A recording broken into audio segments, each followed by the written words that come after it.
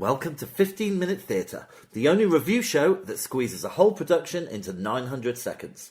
The date is Tuesday the 4th of December, and we've just been to see a very, very, very dark matter. Open the house.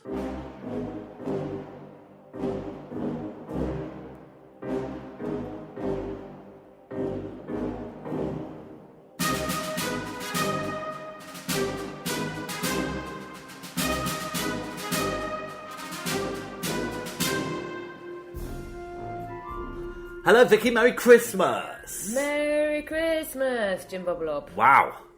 But what's that for? Well, it's been a whole year since the last one. Since the whole Christmas? Yeah. I know, isn't that crazy? Do you remember what we went to see for our Christmas special last year? No, what did we go and see? We went to see The Box of Delights. Of course we did. This isn't our Christmas special, by the way. Is it not? No. Oh. Why not? Because it's a surprise. We've got a surprise Christmas special coming up. Maybe. Oh my goodness. Yeah, but I can't say any more about it, I'm afraid, because it's a surprise. Okay. So, shall we kick on? Why not? Or kick off? Whatever you want to do. Let's kick off. Okay. So we went to see a very, very dark matter. Shall I give you a little bit of information about it? I wish you would. Okay. It was directed by Matthew McDungler. Sure. I can't read my writing. It was directed by Matthew Dunster. That's it. Completely different guy. Written by Martin McDonough. Yep.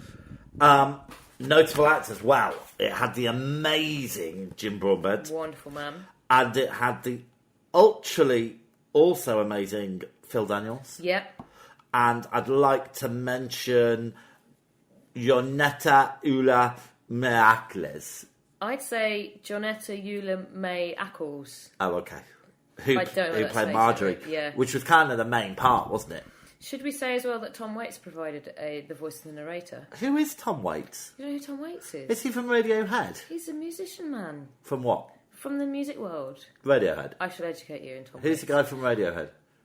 Tom York. Oh, okay. It's a completely different guy. All right, okay. Oh, Vicky, could you give us the synopsis, please? Yeah, so basically, Hans Christian Andersen, played by Jim Broadbent, is a very famous writer of the time, and he's doing very well for himself. But actually, he's not writing any of his stories. What? They're written by a pygmy who he keeps in a box in his attic. And she writes for him, and every now and again he might let her out. And she's only got one leg. She's only got one leg. Yeah. Because he chopped one off because something had happened. Oh, in exchange for her having like a night out of the box or something. So she writes his stories, and then he goes off to hang out with Charles Dickens for a bit, who also apparently had a pygmy in a box. So that's basically it. It's sort of plot-wise, It's bonkers. it's absolutely nuts. But I think it's one of the best things I've ever seen. Really? I loved this High play. praise indeed. I loved everything about it. Why do you think it's one of the best things you ever saw? Because I was just engaged and riveted throughout the whole thing. I mean, I do feel a bit stupid now when I turned to you about halfway through and went, is this a true story? Yeah, well-known fact. Well, Hans Christian Andersen kept a pygmy in a box. And time travellers from the future. There were time travellers from the future Oh, as yeah. well. But the performances were amazing. Anyway, we better do it in order or I'll just blurb on. Which nobody wants. So, how do you think it opened? How did it open? Well, it opened as we were sitting there. There was a massive pendulum swinging across the stage. I mean, obviously we only went to see it tonight. Yeah. So, how could I have forgotten? Oh, yeah. Yeah, there was a pendulum swing across the stage. That sort of happened when everyone was sitting down, wasn't it? Yeah. Oh, the pendulum was the box. And the music slowly started going up. Yeah. And so over about 10 minutes, the pendulum swung further and the music got louder. Yeah, and then Jim Broadbent was there accepting an award for how wonderful he was as a writer. And he was quite an arrogant chap, that Hans Christian Andersen, according to this play. Oh, hold on a minute. Well, we don't want to give everything away, but... Oh, yeah. Okay. Yeah. So then that happened, and then he went back into his house, and then there was that he... Yeah, it was all the relationship between the real writer of his children's stories, which was this poor woman who was trapped in a box. Yeah. And every time she was allowed out, he made the box smaller by an inch. Yeah. And it was just full of crazy stuff like that. It was pretty nuts, wasn't it? Yeah. Yeah. So let's talk about the performances, shall we? Yes. Crikey. Jim Broadbent, he's always good value for money. He's great, isn't he? Yeah. I'm sure I've seen him in something before, but I can't think what it is. You're thinking of Harry Potter. No, I mean in the stage play. Yeah, well, he's been in quite a lot, I've heard. Yeah, he's been in a few. Yeah. Yeah, he was great, wasn't he? Captivating throughout. Funny. Yeah. Timing perfect. Yeah. And I don't know about you, Vicky, but I didn't know anything about this play. No, me neither. Someone just said we should go and see it. So we were like, all right, let's get some tickets. Yeah. And that was it. Yeah, and so it was a surprise all the way through. Yeah. And obviously when Phil Daniels turned up, that was a surprise as well. You didn't know he was in it? No. He was great, because sometimes I think he's a bit hammy. But I thought he was brilliant. Yeah, he was certainly hammy in the Blur song. Yeah. There was a lot of cursing in it, wasn't there? Yeah, but appropriate cursing. Yeah, even Charles Dickens' children swore. I know, that made me laugh. Disgraceful. It's always funny when you hear children swear. Okay, so did they make good use of the stage? Yes, definitely. Why? Excuse me, just drinking a sip of water. So they had the attic, which was always there, and then they would cover it up and put some other stuff in the front. Yeah. And they had a boost, didn't they? Like a trapdoor thing. Yeah, I'm calling it a boost. Okay, a boost. They had a boost where they would come out. So when he was at Charles Dickens' house, they'd be sitting around a table and it would come out of the floor, and they'd all be sat around the table, and then it would go back in, and then it would switch back to the attic. I tell you what, just compared to Hades Town, yeah, sometimes they got it right with the revolving stage and stuff, but a lot of the times I just felt they were doing a lot of it for the sake of it, and it seemed a little bit overdone, where this was perfect. Yes, it was perfect. It was very well done. Yep, staging good. Tick, boom. Yeah, okay. And the main protagonist, obviously this woman who was supposedly writing the stories. Yeah. I absolutely loved her. She was great, wasn't she? My goodness. There must be quite a small amount of actors who could play that role. Physically, yes, for sure. She was a very small lady, wasn't she? Yeah, with one leg. One leg. So, but her acting was phenomenal. She was great, wasn't she? Yeah, and you laughed when she was funny, and you felt for her when she cried. I mean, she was quite a stoic character, wasn't she? Because she only lived in a box. I just hate sausages. She was sort of pretty alright about it. Yeah, and he just used to feed her sausages. And then she had a sister, and that was very sad. So yeah, a range of emotions. Yes. And then there was weird people from the future that were trying to kill her. Yeah, I suppose if I chose anything that I didn't like as much, it was that kind of storyline. In fact, I did like their characterizations. I did like the two of them, but I didn't quite get it. No. Because it kind of, I wasn't... She was going... we can't give too many of the story away, but it was confusing, that bit. And I know about time travel quite a bit. I just want to say that James' dog keeps farting. I'm finding it a little bit off-putting. I wondered why you were looking at me like that. I just thought you didn't like my answers. A little bit, I'm used to it. Yeah. Anything you didn't like? I don't like your dog's farts. That was the weirdest bit. The guys from the future was a bit odd, wasn't it? But it's good. We should probably point out that it was written by the guy that wrote and directed 3 Buildings Outside Ebbing, Missouri. Yeah, do you like that film? I haven't seen it, right. But I think I'll like it. I think you will as well. Yeah. All right. What about lighting, special effects? It was all really good. What did they do special effects wise? I mean, the set was great, wasn't it? Yeah, you had a bit of me. Oh, the when there were people dying and there was blood and stuff. That was quite well done. Yeah. Oh, and there was a bit where they did some shooting, and when they shot, holes in the wall appeared. That was pretty good. Yeah. Yeah. Right. For me, it was so refreshing and funny.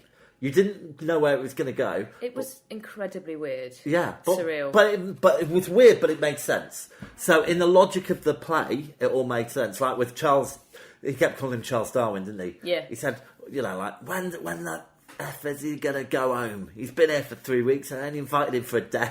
Yeah. And am I right in saying when Jim Broadbent, or should we call him Hans? Yeah. When Hans was in London, he did a different accent? Well, because we were in London and he couldn't speak English properly. Yeah. so that was quite funny. He sounded different, yeah. Yeah, and he said the word slightly wrong, didn't he? Yeah. It had a League of Gentlemen quality about it, I thought. The weirdness. Yeah. Yeah, for sure. Absolutely. Very peculiar. Sound of Music? Sound of Music. Oh, there was a song. She did a song, didn't she? The Lady in the Box. Yeah. She wasn't an incredibly good singer. No, but it was quite an atmospheric song, wasn't it? I think it'd be churlish of you to penalise her for that. Was there more singing? No, not really. No. But there was music at the start which I thought helped really build the atmosphere before it actually started. Wow. So, what was your standout moment? Oh, gosh. I can't think for now. What do you think? What are you going to think for later? We'll think for later. When we stop recording? Yeah. My standout moment, I think, I'll tell you what it was. It was the arrival of Phil Daniels and all that, because it was like, that was a complete surprise. Yeah.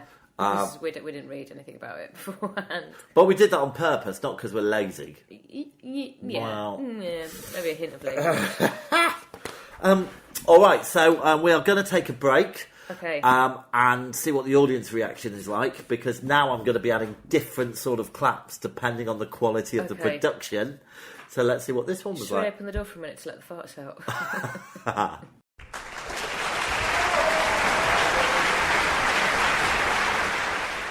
All right, so we're going to come back and talk about the audience antics and the theatre. Have you ever been to the Bridge Theatre before? No. Me neither. It's really nice. Didn't even know it was isn't there. It can't be that old. Well, no, it's under a block of very modern flats. So it's in that it's in a redevelopment, sort of in between Tower Bridge and London Bridge. Tower Bridge is just there.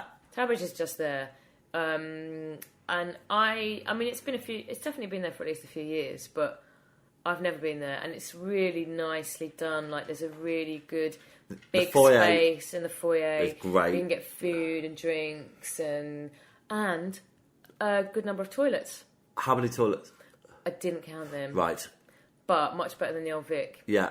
Do you need a lot of toilets? Because they're used for a small amount of time. I like to use a different toilet every time I go. That's because you go to the toilet at least 4 times every show. 3 times.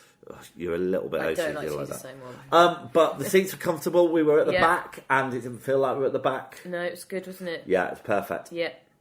All right, so I suppose we better score it. All right, then. Okay, so whose turn is it to go first? I don't know. Me? No, yeah, if you want. Performances. Well, they were all very strong, actually. I'm going to go for a 9. Okay, well done. I'm going to go for a 10. Oh! Yeah, well, I can't fault it. High praise I did not like anybody. Okay, fine. I thought, do you think you are being a bit mean by giving it a 9? Okay, fine, whatever. See yourself. All right, staging technical. I am going to give it a 9. I'm going to give it a 9 as well, because it's very good. Wow. The plot, the story, the narrative, let's call it. Okay, bits are a bit weird, so I'm going to go for an 8. Yeah, me too. Originality, 10 for me. I'm going to go for a 9. Oh, and I am going to go for, was it worth it, a big fat 10. I'm going to go for a 9. Okay, I hope you're not tactically marking No, this. I'm not, but I think these are the highest scores we've given anything for a while. I think so. All right, so let's add them up. So I can't tell you what we're going to see next, because James has got a surprise for me for my Christmas present. yes, I do. And I have absolutely no idea what it is. I do. I'm hoping it's the ballet of the snowman. No.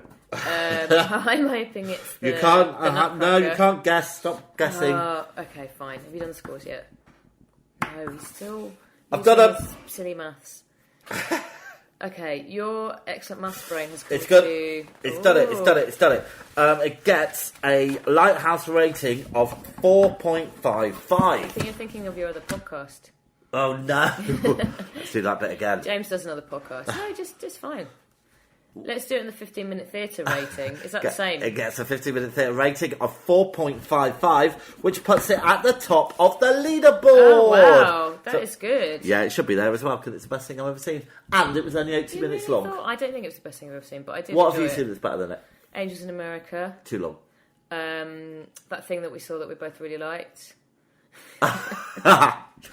Ink. Oh, yeah, but... Network. Yeah. Oh, no, I didn't like that one. Oh, God, the Paddy Constantine thing. What's it called? Oh, that was good. My brain's gone dead. It was called The Villages of Ireland. Yeah, that's I the liked one. it. The Ferryman. The Ferryman, yeah. Oh, look, Vicky, that's the theatre bell. Oh, goodness. So I will see you for your surprise next week. So excited. Please wear something nice. Yeah, it is Christmas after all. Oh, Christmas jumper? Shorts? Whatever, really. Okay, fine, great. Great. See you later. Bye.